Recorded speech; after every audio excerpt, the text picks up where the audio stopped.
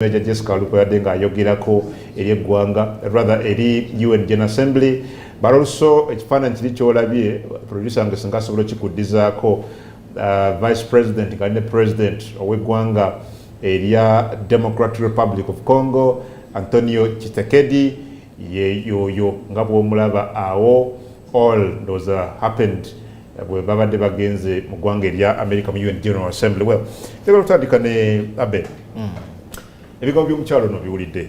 She looked very confident. Yeah. Era ayongedde okuggumiza Uganda semateeka takkiriza kutyobola ddembe ly'abuntu ffe tukkiririza mu upholding human rights in this country. Era nagamba investor mujje kubanga ffe tutambulira ku semateeka rule of law n'ebirala. Do you think she's believable? Kyatalimbye kiri nti amateeka tugayina malungi nnyo ne systems in place to protect human rights. Namwe ekyo kiwulire bulungi. Vice President. Kyatalimbye amateeka tugayina. Tulina kooti ku human rights, tulina the Uganda Human Rights Commission, commission inamba eyo gitwale nga authority. Okay? Tugirina mu parliament wali akakiiko akakola ku nsonga ez'okutyobola eddembe ly'obuntu. Uganda twakkiriza ne tubeera n'ebibiina by'obwannakyewa ebirwanirizi by'eddembe ly'obuntu. Ye maama ki kye tutakoze? And we are party to so many charters and Adam, mu nsi muno Uganda ki kye tutakoze okulaba nga eddembe ly'obuntu ddala tuteekawo emitendera gyonna ne systems in place to ensure that human rights are protected.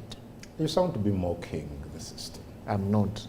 Okay, even we as journalists, we even have the journalists. No, not ekibiina. Waliwo ekibiina ekirwanira eddembe ly'abannamawulire. Kya mukwano gwange bakiyita Human Rights Network for journalists. Ndowooza olaba the level at which we've taken things. Okay? That is not to say that abannamawulire tebasiibanga bakuba kibooko. Robert Sempala yakikulembera. Sempala n'ebirala bingi. So talimbye byonna byayogedde tubirina. Ne kooti weeziri ezitaawula singa obeeranga ne compensation tuzirabyeko. Ono bamumenya okugulu kooti neragira oba human rights bonna benna ebyo. But emabega wali twayogeddeko nti bye twogera si bye tukola ki? Si bye tukola. Era n'ebirungi bye tulaga enebwero ekifaananyi kibeera kirala nnyo. Mpozi wasoosa okwogerako bwe mbadde ndaba speech producer nga kitereddeko. Mubaddemu ku speech kubaddeko ekya nti mu Uganda tulina ebintu bye tukkiririzaamu ng'eddembe ly'obuntu ne bye tutakkiririzaamu nga ddembe ly'abuntu. I'm very sure she was alluding to the Homosexuality Act. Okay? Nti sovereignty yaffe naffe tulina ebyo bye tuwa ekitiibwa ku ddembe ly'obuntu mu Uganda era nga tusuubira nti gwe wenna yandiyagadde okubeera mu Uganda naawe oteekeddwa biteekamu ekitiibwa ng'eggwanga bwe tubikola ki bwe tubiraba. That she alluded to. However, when she comes back home in the flood-prone city like Kampala, which I'm very sure we banaakomawo bano bonna bajja kuyingirako mu mataba bajja gasangawo in as much as they've spent about 2 billion in whatever they are doing. Ajja kukomawo Uganda ewali abantu abatulugunyiziddwa ewali bannabyabufuzi n'ebibiina by'obufuzi ebikyagamba nti abantu baabwe bakyakwatiddwa up to until today. Ewali abantu nalabyeko omuntu nga agamba nti balina munnaabwe gwe baakwata ne bamusiba mu kkomera naye bwe bamuleese mu kkooti omuggulako emisango gyalaze nga emisango yagiddiza mu kkomera nti yasooka kukwatibwa n'atwalibwa mu kkomera n'alyoka azza emisango ng'ali mu kkomera. If that is the level at which we respect human rights, then Mukyala Jessica Alupo kyayogerako kirala. Okay. Same question, muganda wange. I think the word of the day is we are pretenders. That is number one. Number two, bw'owulira speech ya Vice President, I think it tells you why the President went to go. Eri ebintu byatwala nga biri serious. Mwe wainenge ebintu byatwala nga biri serious. Ayestukira mwene. Era omubona nti mwene nakola ki? Nabigemaganya yayogera. Aye ebintu ebindi bye tubona nti ndoza ebyabona nga era kibiri awo alina abantu bakola ki batuma uwo omukulembeze waffe butiifu abamu bona tumwende obona nti bwayambala esaati eya white aba alina ekyali ebisaawo bwayambala combat otegera nti kuti ensonga serious ni mukutuma obona nti speech wajiboine beeku aye nga abe bwakobye byonna biriwo aye tosobola akoba nti Uganda mu idembe ly'obuntu eryoke nga ni buti oyogere ku kibiina ku kitongole ekirwanira eddembe ly'abannamawulire ng'eyo ndi bannamawulire abakaali kuba compensated nga ni mu kooti ekaaliyo emisango nga bw'ojja ekirinnya mu ikomere waffe eddinda eriyo abantu be baasiba babali ku rimande emyaka nga tibabasaliranga nga baliyo kubanga eddembe ly'obuntu tulibona ku surface. You have to dig deeper.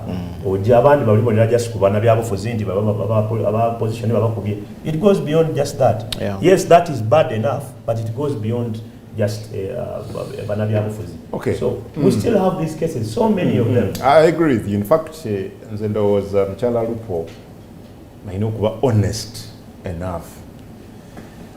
Previously tulabyeko abantu bangi abakwatiddwa nga talina kamogo n'atwalibwa mu nkomyo oba mu mikono gya security n'aleetebwa mu kooti ng'alina n'amabwa agavuluuja fresh wounds teyayingira nago mukomera oba at the time ng'akwatibwa yali tagalina n'aleetebwa ngo alina fresh wounds. We've seen so many of those. Tulabika abasiraamu wano bangi nnyo jjukira meya wekamwenge Adam batera okugamba nti bano babadde baresistinga arrest ne beetuusaako ebiwundu bino which I don't think is true. Ojjukira wano twali mu biseera bya COVID-19 omubaka wa parliament owa Mityana Francis Akibutebi bwe yakwatibwa najjako obuvune bungi nnyo official position ya government batugamba nti bwe twabadde tumutwala yagenze yeekoonakona ku motoka bwati we yafunidde injuries ezo which is era nenga nti omwana azaako naalina effujjo bannanga kati gwe bwekoonakona ku motoka ne ku bisenge so you know there is a problem and you see government emaze ebbanga ngetugamba nti sanctioning akutulugunya muntu yenna. It's not their position. It's not their position. They don't believe in torture. Era Mwami Museveni nga commander in chief of the armed forces njukira mu 2017 waliwo ebbaluwa gye nnina yagiwandiikira ba security chiefs bonna mu ggwanga nabaga nti tebalina kutulugunya muntu olw'okuba nti bamwagalamu information. You shouldn't torture any suspect just because you want him to admit omusango oba ayagala kubaako ne information gy'omugyamu. That is the position eya Mwami Museveni. I remember in a letter which I have yawandiikira ba security chiefs bonna. But what we have been seeing that despite Mwami Museveni okuwandiika nga stating a position ye clearly aba security police n'amagye on several occasions tubalabyeko nga batulugunya ba suspects. That's why I asked earlier Abene Nicholas nti Mwami Museveni akyali in charge of this country because you give orders and those orders are not respected, not once, not twice. We need to accept that there is torture, there is violation of human rights. Mugwanga lya Uganda. There is. Who tortures? On several occasions we've seen security agencies doing the same. Yeah. So the question is, abatulugunya baliwa? Lwaki okutulugunya kukyagenda mu maaso nga si ye position ya government n'abakuli ebitongole by'okwerinda ebyenjawulo mu ggwanga. So until we answer these questions, until we come out honestly, until we come out to speak ng'abakulembeze honestly that we have a problem, how would we address this problem? Tukyalina ekizibu ky'amaanyi nnyo. Mukyala Mariam Wangadya akulira Human Rights Commission. You've also seen her frustrated sometimes ng'agamba tebalina budget, sometimes basobola nakutuula balina nabo kooti kubanga osobola okutwalayo omusango bw'oba watulugunyizibwa osobola okubagendamu oluusi babayita nono bayita bane mujje mutuwe okwewozaako kwammwe mutuwulire byali bitya. That's not where I was going. Where I was going, Nicholas ayogeddeko kukya tulabye abantu nga n'abamawulire they should be compensated. Now whether they've been compensated or not, the fact that that is already a conviction. bw'ogamba nti no Adam bw'ajja mu kakiiko ka human rights okuwaaba nti natulugunyizibwa era ne bamuwuliriza bulungi nga bannamateeka ba Human Rights Commission ne bagamba kituufu ku byonna ddala kituufu atulugunyizibwa era osaanye oliyirirwe. That is already a conviction that some actions were done against Adam. Now, who committed those atrocities on Adam? And why did they keep tutunuulira nnyo compensation. Yes, Adam agenda ayiririrwe akawumbi nkusabira nno nako kafuna but not that genda bakutulugunya ofuna akawumbi kubanga nabamu tebafunira ddala. But thing is ani yatuuse ebikolobera ebyo ku Adam. Where we need to see that going is how do we apprehend abo ababeera baza emisango ku bano betucompensatinga, because in many cases ka compensation tekaze kale relief gyofuna nti I was hard nawulirwa ye relief gyosooka okufuna. At least I was hard, I narrated my case, because mu kunarratinga case oyogera nti afande gundi ne gundi nali nkutte kamera bebangu baganya kamera yange najire ni olusuwe bikoma. We don't get to see people being apprehended. Of a few cases will appear. A certain koporo gundi, a certain koporo gundi, okay? But the general gundi. Kakati omukulu yakugambye nti embeera y'eddembe ly'obuntu ntebeeke kiri mulala. So kati ebibuuzo by'obuuza obibuuza ani ng'oli amaze okugamba nti embeera ntebenkevu nti even the investors should come, but they are the very people who will come and castigate Adam on his media house nti walaze ebintu biri ebyokutyobola eddembe ly'obuntu otiisa ba investors okukola ki okujja. She's the very person who's telling the UN people that Uganda is very peaceful, please come and naye you see ekizibu kyakyo tulina abakulembeze baffe ndowooza bo balowooza boogerera mu isolation. Ensi yafuuka global village. Kyewuunyisa omwami gwe beetaka kuyinza omumanyi lukira basayija ebiwundu byayina ku mubiri gwe gwonna byagoyinga viral, biri global. It's a global discussion. People have continued actually to refer ku mwami ono buli ayogera ku ddembe ly'obuntu mu Uganda. Mukyala Lupo yadde ayogeranga nti fe ddembe ly'obuntu bla bla bla. Nteebereza, and I want to believe nti abantu abadde bamuwuliriza ndowooza oli yakutte n'esimira kandabe wateeka okubanga wabadde batunula ebifaananyi byakakwenza ku simu zaabwe. Mukyala nadde nga anti kakwenza gavumenti yannyonnyola nti bwe yatwalibwa mu kkomera alina ekirwadde ekya skin kyeyafunayo.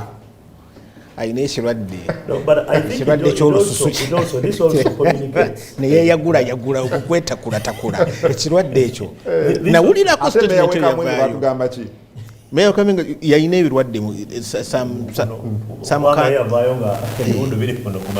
anyway. I think this also communicates the level at which Mwami Adam agambye nti the world is now a global village. Nti singa tewabaddeewo nnyo kwogera ku nsonga zino osanga vice president yali batazogerako na miwe General Assembly, but I think because wabaddewo akazito ndowooza amawanga gakatadde buti ku government, so they had to come out and try to paint. Adam ajja kunzijukizaako, Nicholas nawe nzijukize. Do we still have the UN Human Rights Office here? No, we don't have. So we go to the UN. What the president said. We go to the UN Assembly.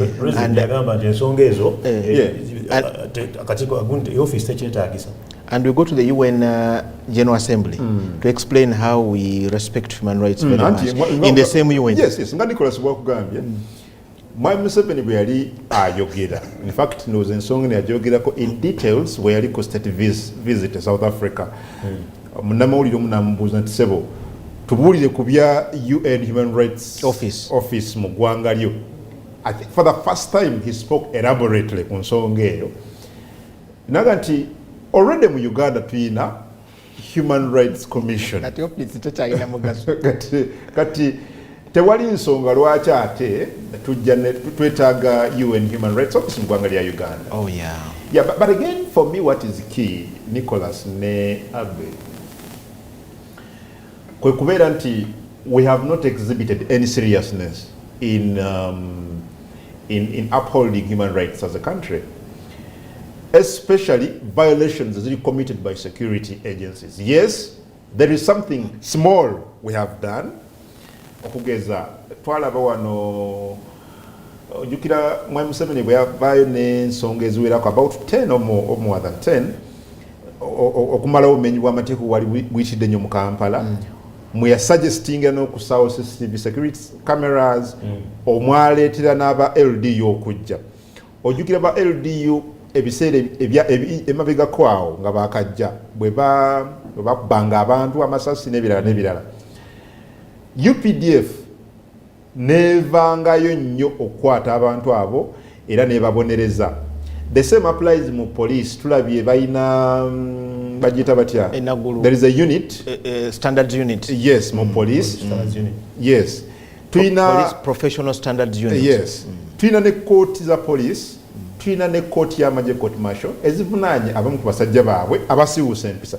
That is the small extent gyendowooza kye bakoze. But what have I said nti tetukoze kimala. Abe ne Nicholas, amagye ge tumanya agayina discipline mu kugoberera orders, because UPDF is one of the, it used, I think, I don't know whether it still is, but it used to be one of the most disciplined forces mu Africa. Ku magye ge tumanyi ne police abalungi ennyo mu kugoberera order. Commander-in-Chief of the Armed Forces, CDF owejje bwakeera ku makya nagamba kandabe ow'amagye addamu okutulugunya omuntu ne bukya ku makyanga IGP naye nti kandabe omupoliisi addamu okukuba n'okutulugunya omuntu. Do you think that can happen again?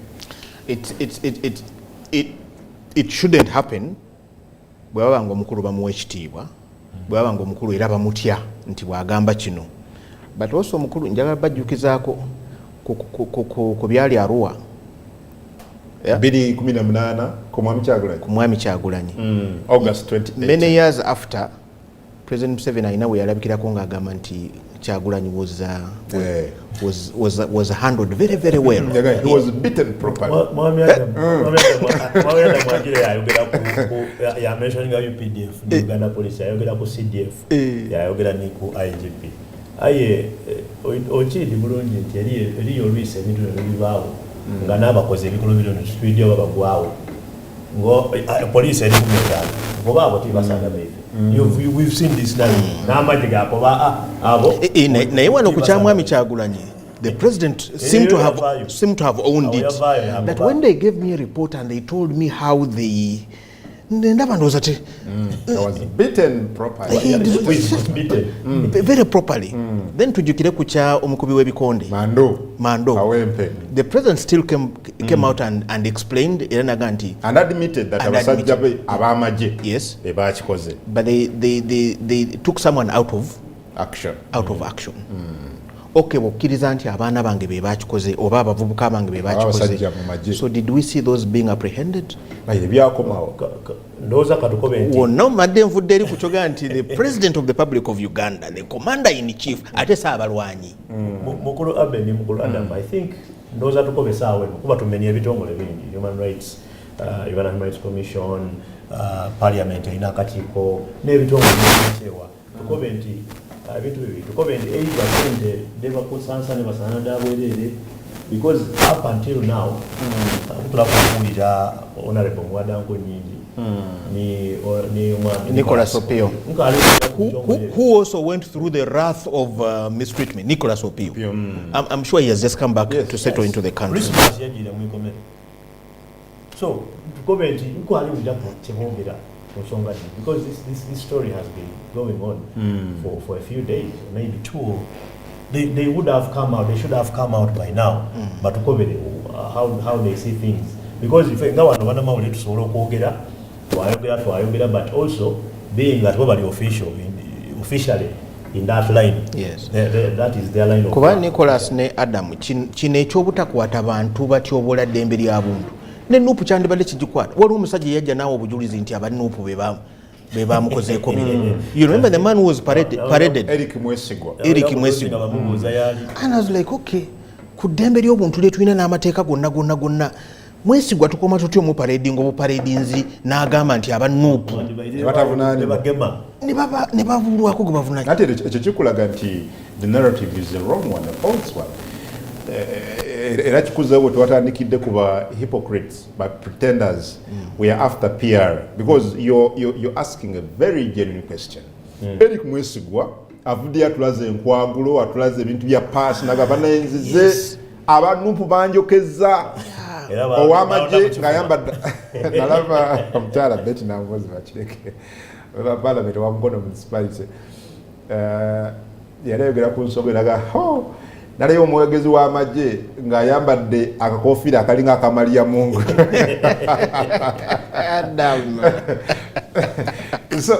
so twalaba General Kulaije ne Eric Mwesigwa ng'amuparadinga Eric naga nti bannange abanuupu be bakoze eki be bantulugunyiza naye ekibuuzo kyobuuza naffe kyetuze twebuuza lwaki security teyakwata Eric Mwesigwa n'abalaga abanuupu abamutulugunya ne bakwatibwa fair and square byakomaawo fair and that's why I'm saying that olaba bo bennyini tebeekutte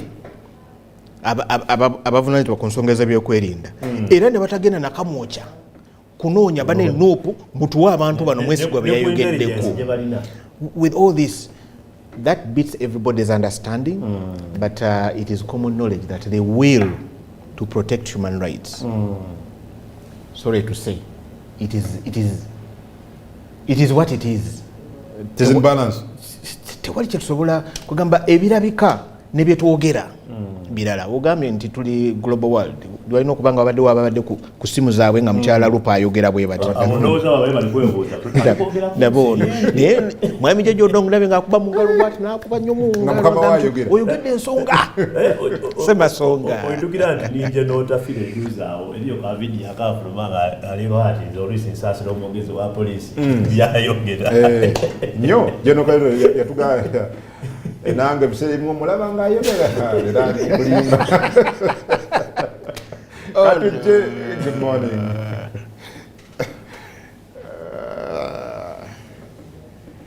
kati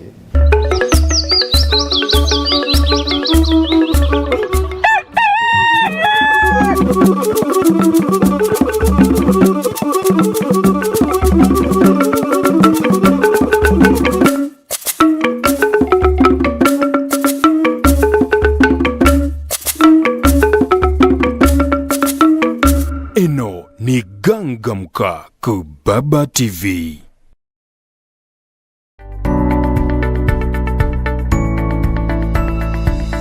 Eno ni Baba TV obusoga bulaire.